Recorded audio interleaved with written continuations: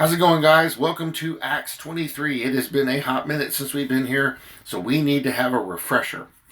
Excuse me. So let's go back to Acts 22 and read the last 5 verses and get our context. 1, 2, 3, 4, 5. No, let's go back to verse 25 instead, because Paul makes a statement that's going to help us understand what's coming after that. Acts 22:25. And as they bound him with thongs, Paul said to the centurion who stood by, "Is it lawful for you to scourge a man who is a Roman and uncondemned?" When the centurion heard that, he went and told the commander, saying, "Take care what you do, for this man is a Roman." Then the commander came and said to him, "Tell me, are you a Roman?" He said, "Yes." The commander answered, "With a large sum I obtained this citizenship." And Paul said, "But I was born a citizen." Then immediately those who were about to examine him withdrew from him, and the commander was also afraid after he found out that he was a Roman, and because he had bound him. The next day, because he wanted to know for certain why he was accused by the Jews, he released him from his bonds and commanded the chief priests and all their council to appear, and brought Paul down and set him before them. As you guys remember, that he had gone up, he had taken that vow, had his head shaved, and took those guys with him, and then went up to the temple. And they caught him there, and they're like, "Oh no, this guy can't be here. He was one of us, and he's tinnitus, and he's got to go. And look what he's done. He shaved his head. It was a big thing back then to do that. Shaved his head and all that. Guys do it now for looks. I did it because it's male pattern baldness. There's nothing I can do. But that was a thing back then. It was a big thing. It was a big deal. But Paul has gotten their attention. See, I kind of think maybe that the reason why that one guy told him to do that, or the elders told him to do that, that it was maybe so it would get everybody's attention, so he would have a captive audience. Well, they're very focused on Paul right now. He has not only the Pharisees and all the Jews' attention, he has the Romans' attention. And that brings us to Acts 23. Then Paul, looking earnestly at the council, said, "Men and brethren, I have lived in all good conscience before God until this day." And the high priest Ananias commanded those who stood by him to strike him on the mouth. Then Paul said to him, "God will strike you, you whitewashed wall. For you sit to judge me according to the law, and do you command me to be struck contrary to the law?" So Paul's like lashing out. He's angry. Verse 4, and those who stood by said, "Do you revile God's high priest?" So it may be that Paul didn't know, because this was something that was according to the law, and he's not trying to create a problem. So he apologizes right here, verse 5. Then Paul said, "I did not know, brethren, that he was the high priest, for it is written, you shall not speak evil of a ruler of your people." What do we see people do a lot today? Speak evil of a ruler of the people. All these people that talk about knowing the law and following the law, all these people talk about following the commandments, and they do exactly the opposite, because those same people calling themselves Christians, some of the hatred they spew on YouTube, they talk bad about Trump, Biden, Obama, Bush, all this stuff. Now, there's some stuff that's factual that you can talk about where they've made a mistake, but as far as what some of these people are saying, it's horrible. And yet and they don't even realize that they're violating God's law by doing that. Now, is it an issue? Well, I don't know. It depends. How do you think God views that stuff? I'm going to err on the side of caution and not do it. If it's something factual they've done wrong, okay. But if it's just name calling, that's no. We're not to do that. That's the leader. It said we pray for him. Lord, open that man's eyes and mind so he can see and know what he's supposed to do. Because that's what he needs. Because we pray for them so we'll have peace. Whether they're good or evil is irrelevant. We pray for them so that we will have peace. It's to our benefit to do that. But they don't do that. And so we see our world tearing itself apart. That's why I said before, we're not to be involved in what's going on with these protests. I know a lot of people are, but we're not to be involved in that. This isn't our world. We're not fighting for our world. We have another world we're going to. We have another life that we're attaining to. These things here technically don't matter. Now, we do pray, because our peace can be affected by everybody else's lack of peace. But they're fighting for this world because this is their world. They're part of this. We're not. We're of another nation. So it's important to understand the difference. But know what our role is in all this. So again, verse 5, then Paul said, I did not know, brethren, that he was the high priest, for it is written, you shall not speak evil of a ruler of your people. Again, also keep in mind this was more specifically focused on the Jews. Verse 6, but when Paul perceived that one part was Sadducees and the other Pharisees, he cried out in the council, men and brethren, I am a Pharisee, the son of a Pharisee.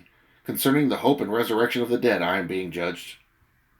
And when he had said this, a dissension arose between the Pharisees and the Sadducees, and the assembly was divided. This was on purpose. Paul's not doing this because it's going to give him an advantage, yet it is. Paul is doing this because I need to make sure these people that are brought together under one banner are divided under that same banner, so that they will look at what's really going on. He's literally pushing open the doors to share the truth with them by what he just said. Because now they're all listening very closely and they're angry at each other. Paul has got this golden moment right in the palm of his hands. Verse 8, for the Sadducees say that there is no resurrection and no angel or spirit, but the Pharisees confess both. Then there arose a loud outcry, and the scribes of the Pharisees party arose and protested, saying, we find no evil in this man. But if a spirit or an angel has spoken to him, let us not fight against God. He just won the Pharisees over. Verse 10, now when there arose a great dissension, the commander, fearing lest Paul might be pulled to pieces by them, commanded the soldiers to go down and take him by force from among them and bring him into the barracks. Little clue hidden there tells you where the temple is. Right there in verse 10. They went from Fort Antonia down to the temple. That's for a different video. Verse 11. But the following night the Lord stood by him and said, be of good cheer, Paul, for as you have testified for me in Jerusalem, so you must also bear witness at Rome. Paul's not going to die here. He has another place to go. The Lord was right there with him in his troubles, just like he does for all of us. Verse 12. And when it was day, some of the Jews band together and bound themselves under an oath, saying that they would neither eat nor drink till they had killed Paul. Well, that's going to be kind of rough if they go, a couple weeks, because they're going to be too weak to kill him. Verse 13, now there was more than 40 who had formed this conspiracy. Interesting number. Verse 14, they came to the chief priests and elders and said, we have bound ourselves under a great oath that we will eat nothing until we have killed Paul. Now you, therefore, together with the council, suggest to the commander that he be brought down to you tomorrow, as though you were going to make further inquiries concerning him, but we are ready to kill him before he comes near. There's something interesting about this group of individuals. Watch this. Verse 16. So when Paul's sister's son heard of their ambush, he went and entered the barracks and told Paul. Then Paul called one of the centurions and said to him, take this young man to the commander, for he has something to tell him. So he took him and brought him to the commander and said, Paul the prisoner called me to him and asked me to bring this young man to you. He has something to say to you. Then the commander took him by the hand, went aside and asked privately, what is it that you have to tell me? And he said, the Jews have agreed to ask that you bring Paul down to the council tomorrow, as though they were going to inquire more fully about him, but do not yield to them, for more than 40 of them lie in wait for him, men who have bound themselves by an oath that they will neither eat nor drink till they have killed him, and now they are ready, waiting for the promise from you. So the commander let the young man depart and commanded him, tell no one that you have revealed these things to me. And he called for 2 centurions, saying, prepare 200 soldiers, 70 horsemen, and 200 spearmen to go to Caesarea at the 3rd hour of the night, and provide mounts to set Paul on and bring him safely to Felix the governor. Well, Paul's slick. See, he knows how these guys work. This that's working out is working out perfectly because it's actually giving him an even greater audience. But look at how quick people want to shut up the truth. 40. Did you know there's at least 40 individuals here on YouTube that agree with each other about trying to shut our channels down? Yeah, didn't know that, did you? Yeah. I found it out last year. Actually, the year before that, but... Yep. Actually, there's several groups. Lots of people involved in this stuff. Lots of people. It's no different than it was 2,000 years ago. And they come under these agreements. We've all made a covenant to do this thing. And we're not going to do anything of these other things until we do this. It's strange, but it's not strange. It's like the same mentality exists. that existed 2,000 years ago. It's always been there. It's all satanic. What a surprise. But not really. So they're going to take Paul. Verse 25, he wrote a letter in the following manner. It's a letter to Felix. Claudius Lysias, to the most excellent governor, Felix. Greetings. This man was seized by the Jews and was about to be killed by them. Coming with the troops, I rescued him, having learned that he was a Roman. And when I wanted to know the reason they accused him, I brought him before their council. I found out that he was accused concerning questions of their law, but had nothing charged against him deserving of death or chains. Does this not sound like the same thing that happened to Jesus? Hello? Verse 30, and when it was told me that the Jews lay in wait for the man, I sent him immediately to you, and also commanded his accusers to state before you the charges against him. Farewell. Then the soldiers, as they were commanded, took Paul and brought him by night to Antipatris. The next day they left the horsemen to go on with him and return to the barracks. When they came to Caesarea and had delivered the letter to the governor, they also presented Paul to him. And when the governor had read it, he asked what province he was from.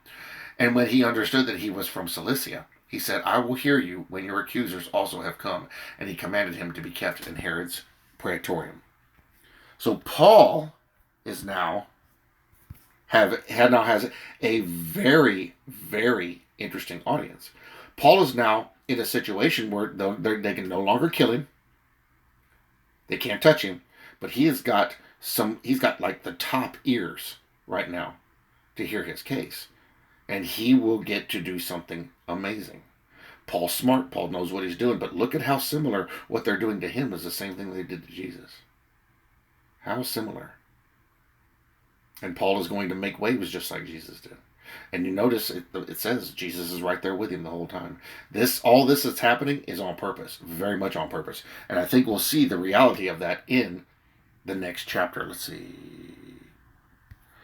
Actually, it's going to carry through the next couple of chapters. At least 25. Oh, no, even 26.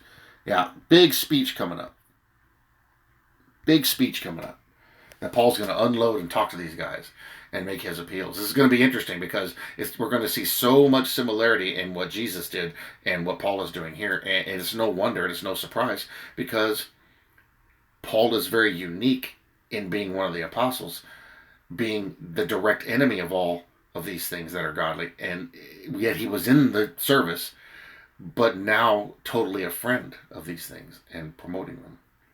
And he is going to make a speech of speeches. He is going to really open some people's eyes and plant some amazing seeds. And you notice in a lot of these cases, nobody's getting saved, but you notice people are becoming very aware of things all of a sudden. He's planting seeds. How many times do we actually lead people to the Lord? And we get discouraged because they say, you should be doing this. Or are we just planting seeds? Seeds that will grow later. Hello? It's not about putting the seed in the ground and immediately the plant comes up. It's about getting the seed planted first. And then you wait. And the Lord works. Patience. Peace. We're going to see Paul do some amazing things here in the next few chapters. We're very excited about these next few chapters. Because we're going to learn a lot too about ourselves and about what's going on, what God is doing. And it shall be marvelous in our eyes. Guys, that was Acts 23. Tomorrow will be Acts 24, which is accused of sedition. And of course, we'll see that there was no sedition. There never is. Whatever they accuse God's people of, it's never there. But Paul uses that opportunity. Not only does he make them look bad, but he has an opportunity to promote the one true Christ. The Christ they killed. Laying a little guilt, bringing a little conviction, and showing grace. Just like God does. It's cool. It's awesome. And I love it. All right, guys. Thanks for watching. See you on the next video.